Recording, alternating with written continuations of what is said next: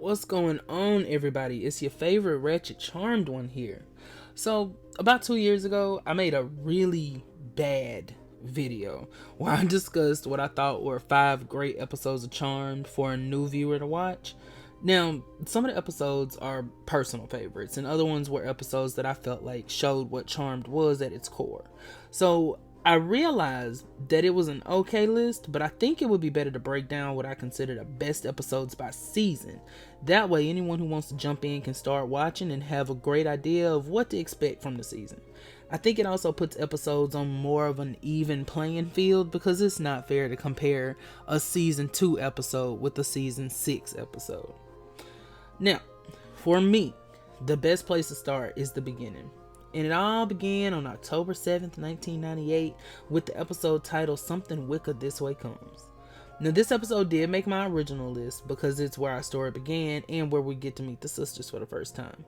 But for the sake of fairness in this video, I'm not going to include it. It's a great episode, but it's, kind of where anybody is going to start. So there's no point in putting it. So from here, I'm just going to list episodes in chronological order.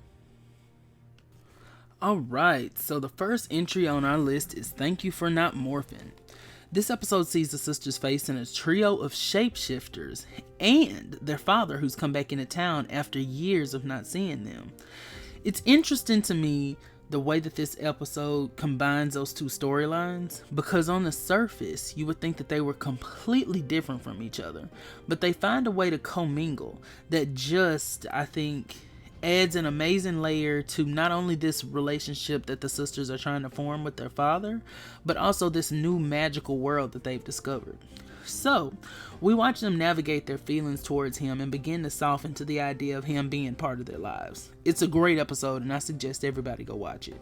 The second entry on our list is The Truth Is Out There and It Hurts. So this episode sees Prue casting a truth spell to see if Andy's ready to handle her being a witch. She doesn't get the result that she expected though, because not only did she cast a spell on herself, but her sisters as well.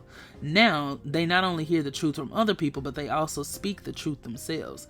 And as you can tell, this is a fun episode that teaches the sisters what happens when they quote-unquote misuse their magic for what could be considered personal gain.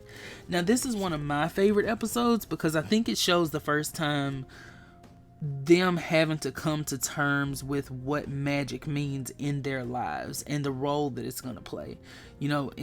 Prue has been with Andy since she was a child, or not with, but they've been on and off and in each other's lives.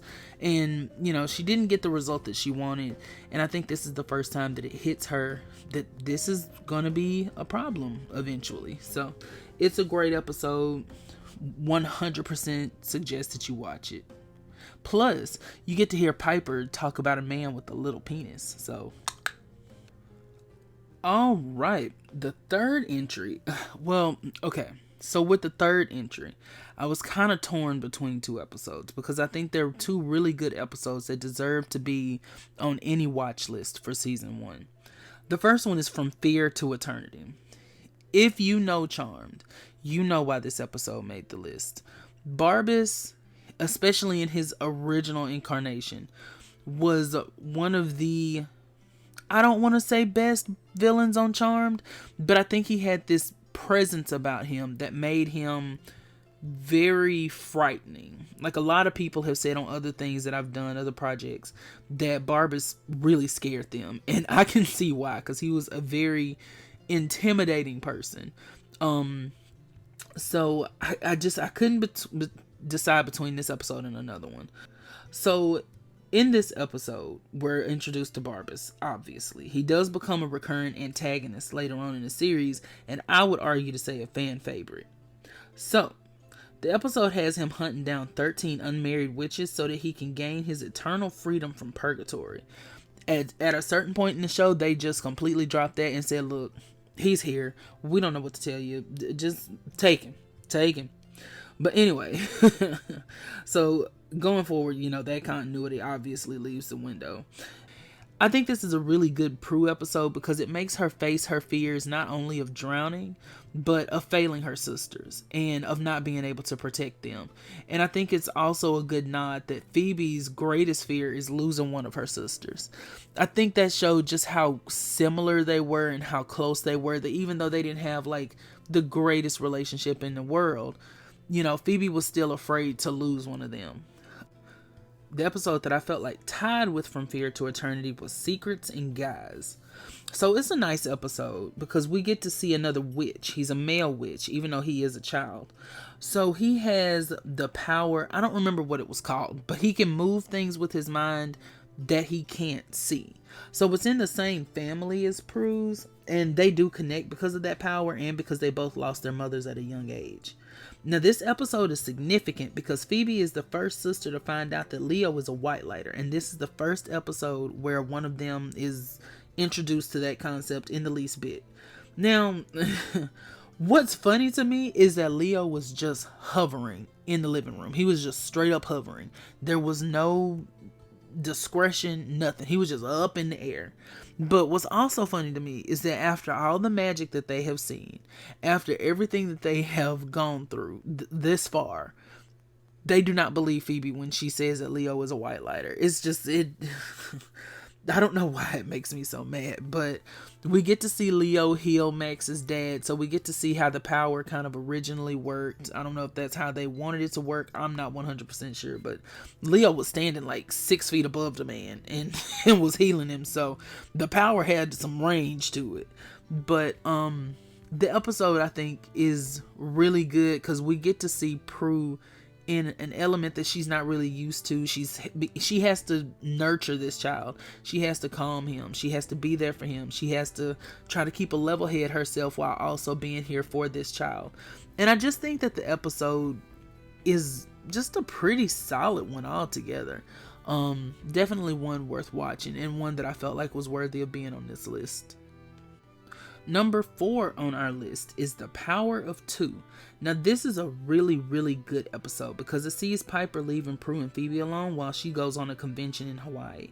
Now, anyone who watches Charmed knows that Phoebe and Prue do not have a good relationship with each other. But I think this episode does a good job in letting them bond, but also letting them get out those frustrations and talk about why they don't have a good relationship. You know, Phoebe brings up the fact that Prue kind of treats her like a secretary and thinks that she should just be able to do all the errands and run all the errands in the house because she doesn't have a job. And Prue is kind of like, well, I mean, yeah, you know, and I think that moment needed to happen for them to be able to build the sister relationship that we did see in later seasons. That's an amazing moment. I think that Alyssa and Shannon both had some great acting in those scenes. The main plot of the episode is that there's a ghost who is trying to get retribution, and he's trying to get revenge on the people that, you know, put him on death row and executed him, or had him executed rather. And, you know, they have to stop him. So we get to see all this cool magic. We get to see them summon the ghost to them. They have to go like pour this potion on his grave and all this and that. And then when he gets there, Prue decides to use this potion that'll stop her heart. So she's technically dead. And while she's dead, she uses a spell to vanquish him. It's just a good episode all around. And then we get to see kind of the connection between Prue and Andy, because Prue is a spirit, but she calls out to Andy and he hears her. It is a great, I think, team building episode, and shows again what Charmed was at its core, which was a show about sisters. I would definitely say go watch it. The last episode on our list is going to be Deja Vu all over again. So I think that this is probably one of the strongest episodes of season 1 for so many reasons. Number 1, it introduces us to the concept of an energy ball. Now, I know that doesn't seem like much, but we see so many energy balls later on. It's kind of interesting to think that they had this out in season 1. Like, they already had an energy ball planned out. So we get to see that, but the main plot is that there's a demon that's been trying to take them out, right? And as demons do. And so he has Tempest, a time demon, come help him, and Tempest puts them in a time loop.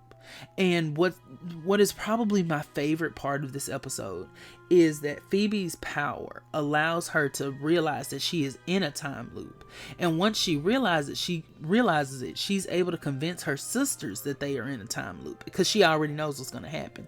And she like holds up a newspaper and she's like, this is what this is, and there's about to be a car crash. And then she has Piper like reading her classmate down. It is amazing. Like, I think this episode showed the potential for what Phoebe's power truly could be when they put work into it, and I love that aspect of it. Now, of course, this is the episode where we lose Andy.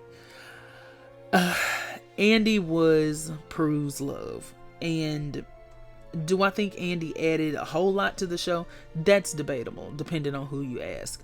But it's still a sad scene, and it marks, I think, the next era of the show and of their lives where they've lost so much, and now they've lost this person that they grew up with. Because I think it's easy to forget that Piper and Phoebe grew up with Andy as well, and this just seems like they are in such a different season of their lives. And you know, Piper has quit her job and Andy's gone. There's just so much to it, and I love this episode. Absolutely love it. All right, everybody. So what do you think of my list? Did you think it was good? Do you think I was missing anything? Are there any episodes that you would have added, taken away? Let me know in the comments below. Follow me on social media. All of that'll be in the description. And y'all have a great, charmed day.